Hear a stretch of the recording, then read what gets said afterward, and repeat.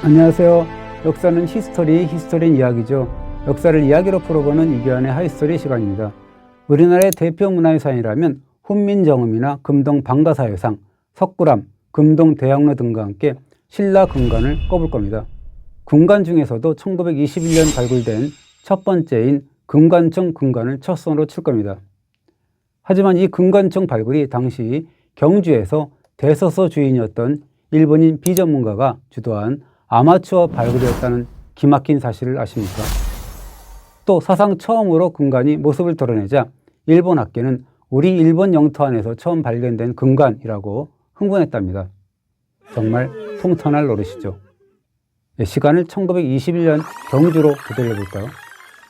9월 24일 아침 9시 노소리 마을을 순찰 중이던 미학계 요산순사가 주막집을 증축하던 박문항 씨의 마당에서 청색 유리옥 등 유물이 쏟아져 나오는 광경을 목격합니다. 미학계는 즉각 경주경찰서장에게 그와 같은 사실을 보고합니다.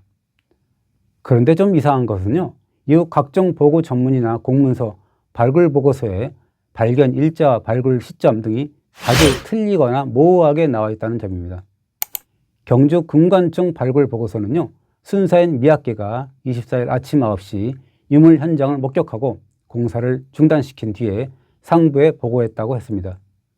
그런데 미심쩍은 건 보고를 받은 경북지사가 조선총독부 정무총감에게 유물 발견 전보를 보낸 것이 4, 5일이나 지난 9월 29일과 30일이었다는 것입니다. 29일 전보는 어제 즉 28일 고분을 찾아냈고 금속 장신구 등 기타의 유물을 찾아냈다라는 것이었고요. 30일 전보는 급히 전문가를 파견해달라라는 내용이었습니다.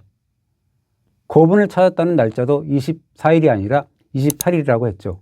그로부터 20여일이 지난 10월 19일 경북도지사가 조선총독에게 보낸 보고 공문을 보면요, 심상치 않은 대목이 나옵니다. 9월 27일 오전 10시 현장을 발견한 뒤에 발굴에 착수하여 29일에 이르렀습니다. 미학계의 보고를 받은 경찰서장 이와미 이사미스가 경주 고적보존의 촉탁인 모로가 히데오에게 통지하고 현장에 나와보니 희귀한 기증품이며 그 수량이 많아 흩어질 우려가 있어서 채굴 즉 발굴에 착수하고 겨우 29일에 모든 것을 발굴했습니다 라는 내용이었습니다. 그러면서 발굴품 목록을 보고했는데요, 시은학계에 9분 5기 달린 순금제 보관 즉 금관 한 점과 39개의 장식이 달린 허리띠 한 조, 그 다음에 순금제 반지 12점, 순금제 귀걸이 5점, 순금제 뜨드리개 한 점 등이라고 기록했습니다. 이 무슨 이야기입니까? 본부 즉 조선총독부에 보고한 것이 29일이고 전문가를 파견해달라고 요청한 게 30일인데 실제로 그때는 이미 발굴 끝이었다는 거 아닙니까? 이게 기막힙니다. 발굴을 담당했다는 모로가 히데오가 누굽니까? 경주 고적보존의 촉탁이었다는데요. 실은 원래 대서서 즉 행정 및 법률 서류를 대신 작성해주는 직업이죠. 대서서 주인이었다는 거죠.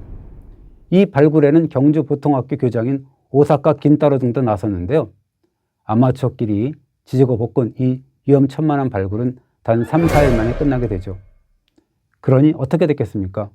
고고학에서 가장 중요한 유구와 유물의 출토 상태가 제대로 기록되지 않았습니다. 뒤늦게 전문가들이 파견되어서요, 정식 발굴 작업이 펼쳐졌는데요. 발굴 후 총독부가 펴낸 경주 금관청 발굴조사 보고서 역시 이와 같은 사실을 적시합니다. 우연히 발견되어 모로가 히데오의 감독 아래 풍부한 유물이 겨우 한두 평 남짓되는 곳에서 쌓여있는 것을 단시일 내에 캐내했기에 출토 상태를 전혀 알 수 없는 유물이 적지 않았다라고요.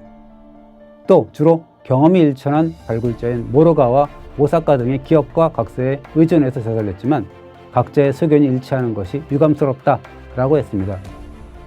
이 획기적인 발굴은 이렇게 아마추어의 손에서 불과 4, 5일 만에 해치운 졸속 발굴의 상징이라는 오명을 안게 된 거죠. 우여곡절 끝에 수습된 유물들은 세상을 깜짝 놀라게 했습니다. 역사상 처음으로 신라 금관 등 온갖 황금 제품들이 쏟아져 나왔기 때문이죠.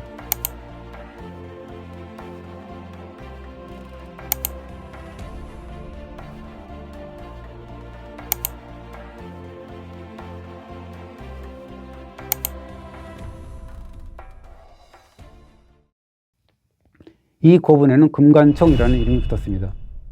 당시 보고서는 이 금관청 유물은 우리 일본 영토 안에서는 물론이거니와 동아시아 또는 전 세계에서도 가장 두드러진 고분 발견 유물의 한 예다라고 자랑했습니다.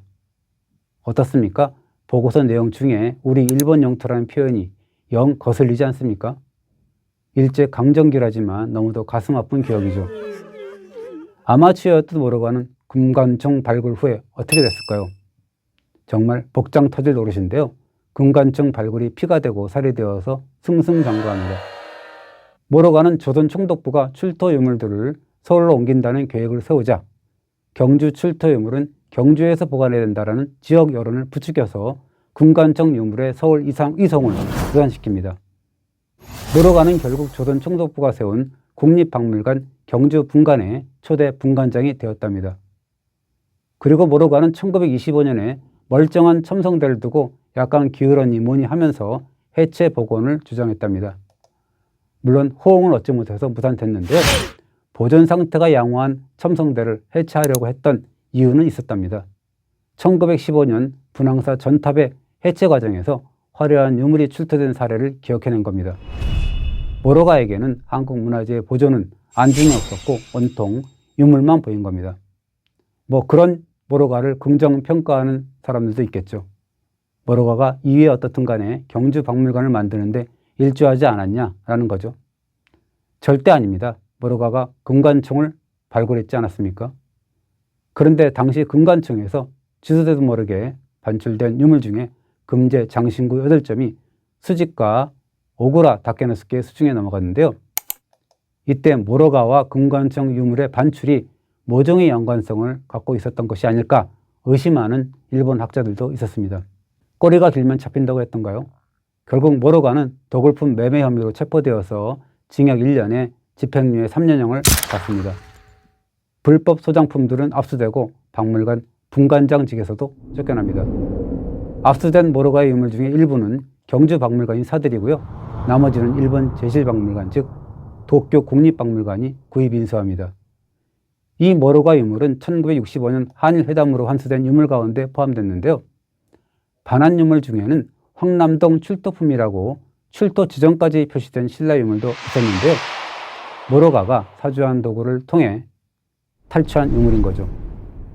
제대로 공부한 학자였고 명색이 국립박물관장이었다면 절대 자행할 수 없었던 도굴의 사주이자 작물 매매가 아니겠습니까? 여담이 하나 있는데요. 1927년 12월 10일 밤 경주박물관에 진열되어 있던 금관청 유물 중에서 금관을 제외한 금지 유물 90여 점이 감쪽같이 사라졌는데요. 범인은 6개월 후인 1928년 5월 21일 경주경찰서장의 관사 앞에 순금제 반지 등에서 몇 점을 제외한 나머지 도난 유물들을 갖다 놨다고 합니다. 끝내 범인은 잡지 못했는데요.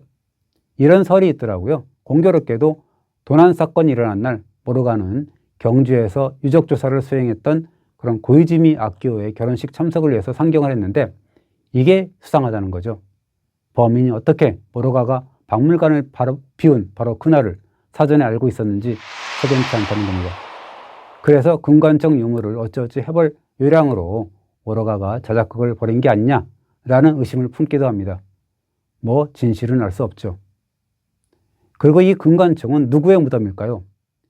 2013년 7월 금관청 주인공의 허리에 차고 있었던 환두대도 즉 고리자루 쿵카를 보존 처리하면서 이사지왕이라는 명문을 확인했는데요.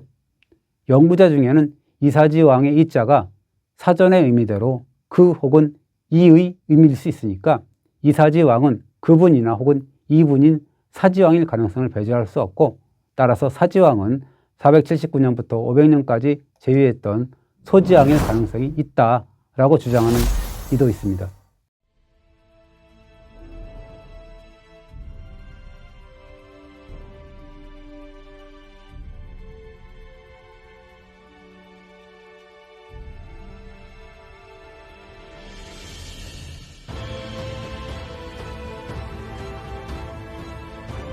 물론 확신할 수는 없고요.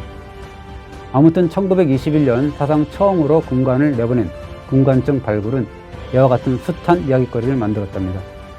뭐 유쾌한 역사는 아니지만요. 이 역시도 우리가 알아야 할 역사 아니겠습니까? 이번 주도 잘 보셨다면 구독 눌러주시고요. 좋아요도 부탁드리겠습니다. 감사합니다.